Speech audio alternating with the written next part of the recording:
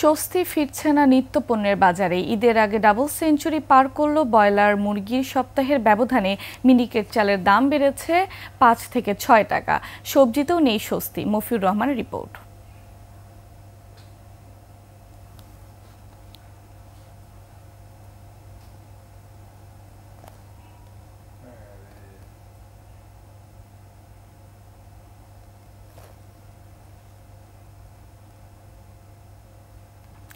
দর্শক, রিপোর্টটি প্রক্রিয়াধীন আছে।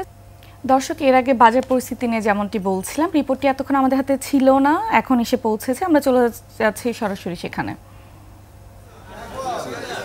গরমের শুরুতে বাজারে আসছে গ্রীষ্মকালীন সবজি। শীতের সবজিও রয়েছে, তবে দাম কিছুটা বাড়তি। তবে এ নিয়ে ক্রেতা বিক্রেতাদের মধ্যে রয়েছে মিশ্র প্রতিক্রিয়া। দাম তো গত সপ্তাহে তো বেগুন টেগুন যা কিনছিলাম কম ছিল, এই সপ্তাহটা একটু বাড়তির দিকে আছে। এদিকে মাছের বাজার ঘুরে দেখা গেল সপ্তাহের চেয়ে দাম বেড়েছে প্রায় সব রকম মাছের। প্রায় সব রকম মাছে কেজিতে বেড়েছে ২০ থেকে ৩০ টাকা।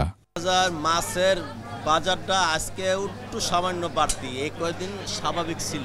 দাম বেড়েছে প্রায় সব রকম চালের। আটা, স্বর্ণা, নাজিশাল কেজিতে ১ থেকে ২ টাকা বাড়লেও সবচেয়ে বেশি বেড়েছে মিনিকেট চাল। ৫ থেকে ৬ টাকা বেড়ে বিক্রি হচ্ছে ৮০ থেকে ৯৫ টাকায়। এই রানিং এই সপ্তাহে মনে করেন মিনিকেট চাল ৪ টাকা ৩ টাকা পার কেজিতে বাড়ছে।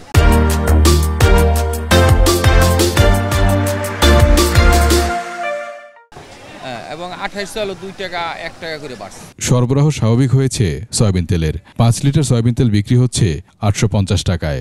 এছাড়া স্বাভাবিক রয়েছে চিনি, ডাল সহ অন্যান্য নিত্যপণ্যের বাজার। তবে ঈদের আগেই উত্তাপ ছড়াচ্ছে মুরগির দাম। ব্রয়লার বিক্রি হচ্ছে ২১০ টাকায়, সোনালী ২৮০ থেকে ৩০০, কালার বার্ড ২৮০ থেকে ২৯০ টাকায়। বেড়েছে দেশি মুরগির দামও। প্রতি কেজি বিক্রি হচ্ছে ৬০০ থেকে ৬৫০ টাকায়। আগের দামে বিক্রি হচ্ছে গরু ও খাসির মাংস। মফিউর রহমান, একুশে টেলিভিশন, ঢাকা।